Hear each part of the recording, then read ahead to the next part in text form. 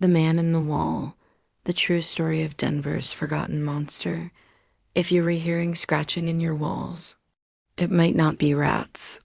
In 1941, a Denver family kept hearing sounds in the walls of their home.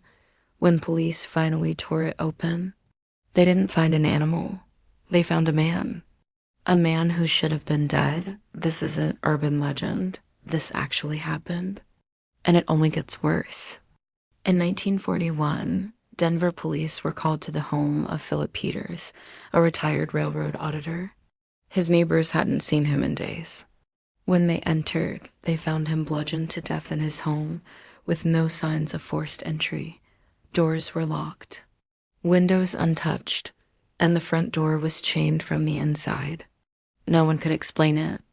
His wife had been in the hospital during the murder, so the house was supposedly empty. After the funeral, a neighbor agreed to house sit, but reported strange noises at night. Doors opening on their own, food disappearing, murmurs in the dark. She thought she was going insane until one day she heard a crash upstairs. When she investigated, she saw a closet door slamming shut by itself. She called the police. They arrived, opened the closet, and saw a small crawlspace hatch inside.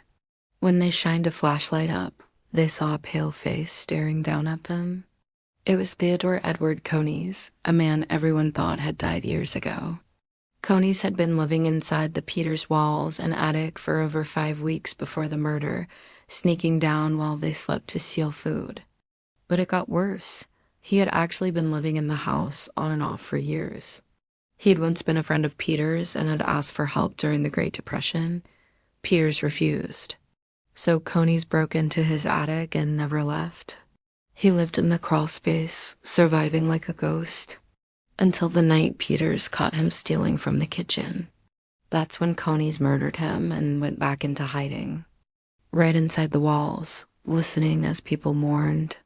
Just inches away, Coneys wasn't just hiding. He watched the Peters couple every night from the attic grate, keeping notes in a diary found later by police. He referred to himself as the Shadow Man and said, "I found where I belonged, hidden above them." Inside them, his bones had started to deform from the tiny space. He'd shrunken, gone pale, and nearly feral. Doctors who examined him said Coneys had become a living ghoul, twisted physically and mentally from years in isolation, all just feet above where his victim had lived and died. So next time you hear something behind your walls, make sure it's not someone who never left. If this real-life horror story chilled you, hit that follow. I drop dark true stories like this weekly. And remember, monsters don't always come from outside. Sometimes they're already in your home.